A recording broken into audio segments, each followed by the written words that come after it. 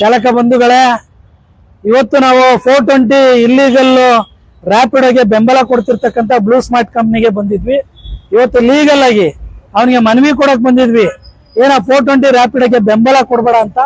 ಅವನು ಹೇಳ್ತಾನೆ ನನಗದೆಲ್ಲ ಗೊತ್ತಿಲ್ಲ, ಯಾರಿಗ್ ಬೇಕಾದ್ರೂ ಕೊಡ್ತೀನಿ ಅಂತ.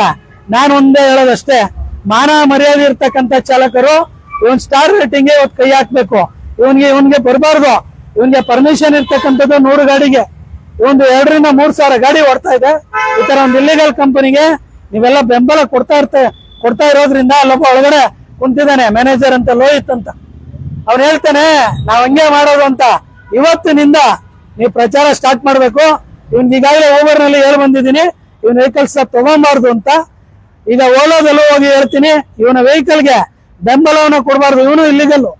ಇವನು ಗಾಡಿಗಳ ಮೇಲೆ ಸ್ಟಿಕ್ಕರ್ ಹಾಕೋಗಿಲ್ಲ, ನೋಟಿಸ್ ಕೊಟ್ಟಿದೆ, ಗಾಡಿ ಹಿಡ್ದಿದೆ, ಸರ್ಕಾರ ಇವನ ವಿರುದ್ಧನೂ ಇದೆ. ಇವನಿಗೆ ಪರ್ಮಿಷನ್ ಇರ್ತಕ್ಕಂಥದ್ದು 100 ಗಾಡಿ.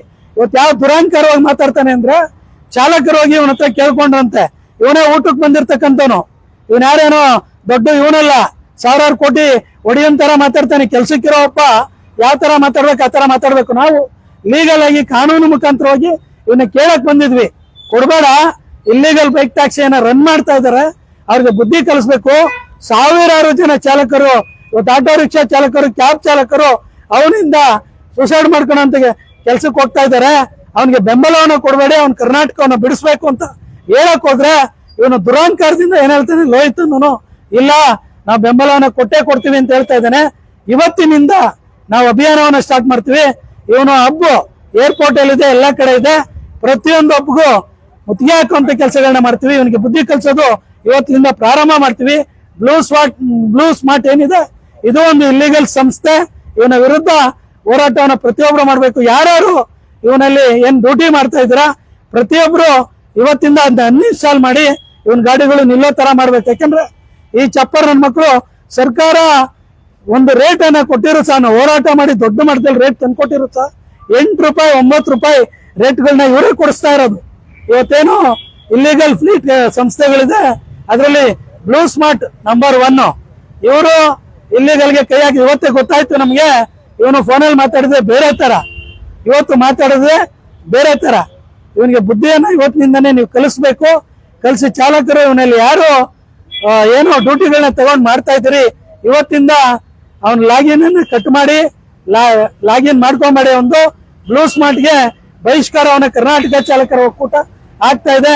ಇವತ್ತು ಪ್ರತಿಯೊಬ್ರು ಅನ್ಇನ್ಸ್ಟಾಲ್ ಮಾಡೋ ಮುಖಾಂತರ ಮತ್ತೆ ಪ್ರತಿಯೊಬ್ರು ಸ್ಟಾರ್ ರೇಟಿಂಗ್ ಗೆ ಹೋಗಿ ಇವನ ಸ್ಟಾರ್ ರೇಟಿಂಗ್ ನ 0 ಮಾಡುವಂತ ಕೆಲಸಗಳನ್ನ ಮಾಡ್ಬೇಕು. ನಿಮ್ಗೆ ಗೊತ್ತಿದೆ, ಸುಮಾರು ಜನ ಕೇಳ್ತೀರಿ ರ್ಯಾಪಿಡೋ ಯಾಕೆ ನಿಂತಿಲ್ಲ ಅಂತ. ರ್ಯಾಪಿಡೋ ಯಾಕೆ ನಿಂತಿಲ್ಲ ಅಂತಂದ್ರೆ ಅವ್ರಿಗೆ ಬೆಂಬಲವಾಗಿ ಈ ತರ 420 ಫ್ಲೀಟ್ಗಳು ನಿಂತಿರೋದ್ರಿಂದ ರ್ಯಾಪಿಡೋ ನಿಲ್ತಾ ಇಲ್ಲ. ಯಾಕಂದ್ರೆ ನಾವು ಪ್ರತಿಯೊಂದನ್ನು ನೋಡ್ತಾ ಇದೀವಿ, ಕೋರ್ಟಲ್ಲಿದೆ, ಏನೋ ಪೆಂಡಿಂಗ್ ಇದೆ. ಇವತ್ತೇನು ಆದೇಶ ಬರಬೇಕು, ಆದೇಶ ಪೆಂಡಿಂಗ್ ಇದೆ.